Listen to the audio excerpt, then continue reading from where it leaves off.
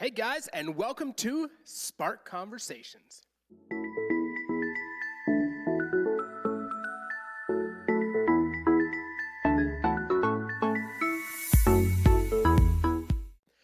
So guys, you made it. It is 2021. You beat 2020. Congratulations. Great job.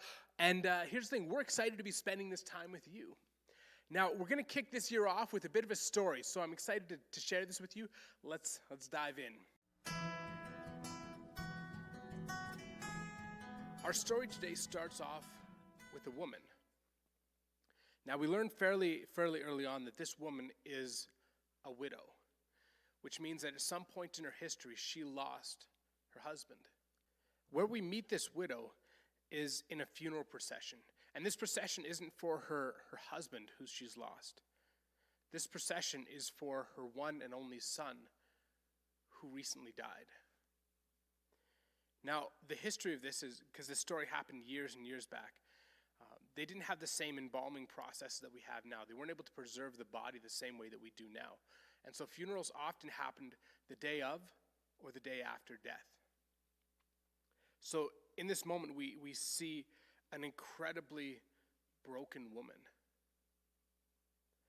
You know, if you're looking for deep loss and deep agony, it's painted in this woman.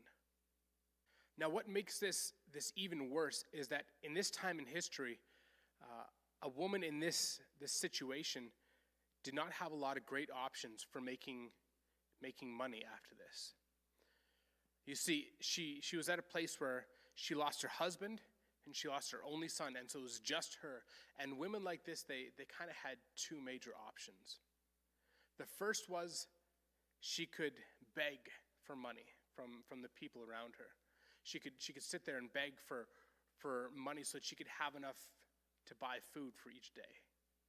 That was one option. The other option is she could sell her body to make money so that she could feed herself.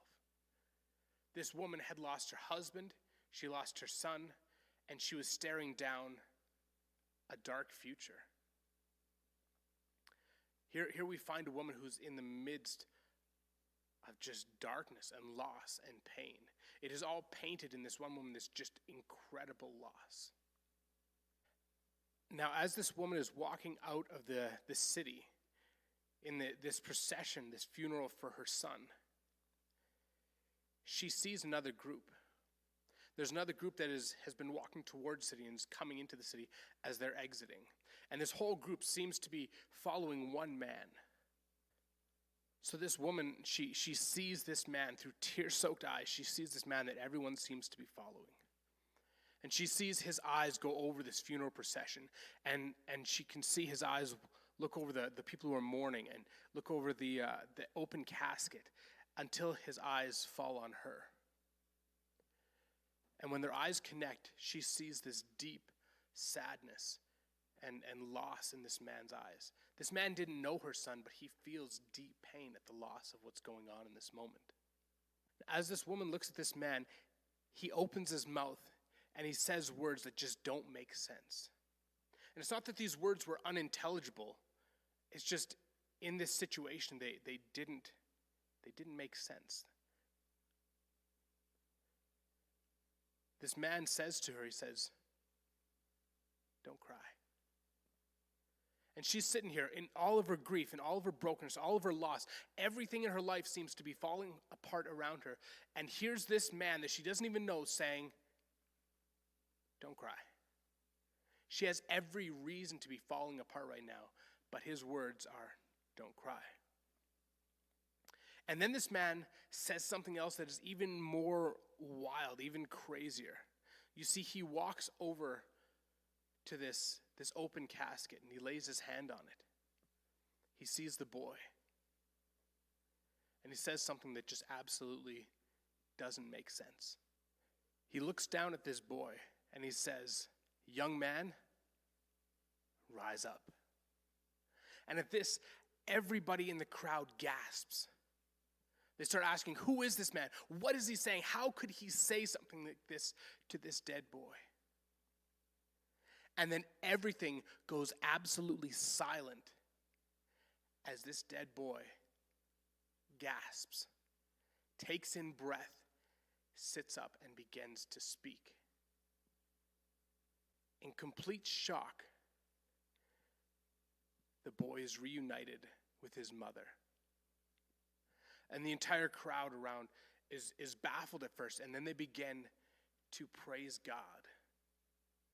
They begin worshiping God, saying, God has visited his people. So in this story, we saw this woman who had lost everything. And then she meets this man, and everything changes.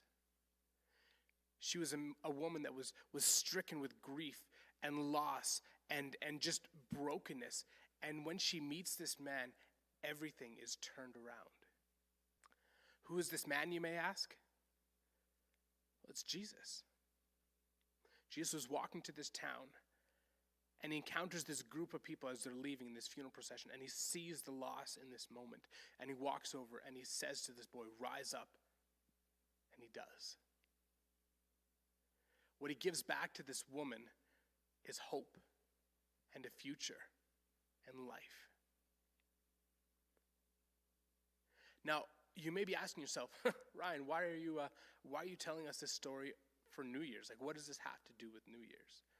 Well, I mean, if you take a look at this past year, so many of us have suffered loss in different ways. You know, the world has been shaken and torn apart and gone upside down. And many of us are sitting here trying to pick up the pieces of, like, what does life look like going forwards? Many of us are in the same place that this woman was in. We may not have lost a family member, but we may be in a place where our life going forwards, we just don't know what it's going to look like. It looks like it's going to be dark.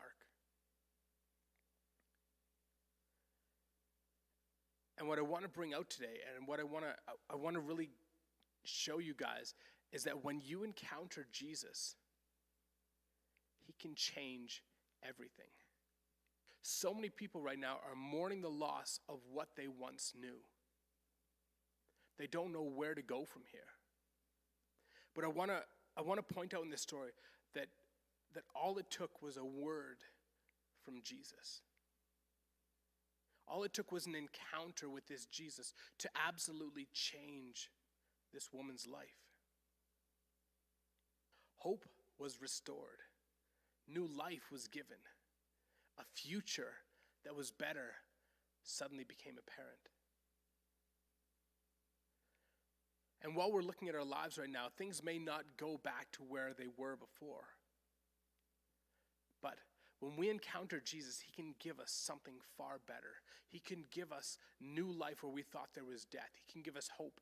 Maybe you're looking at your life and you had dreams, you had aspirations, and you don't know where they're going from here. One word from Jesus can change that. One encounter.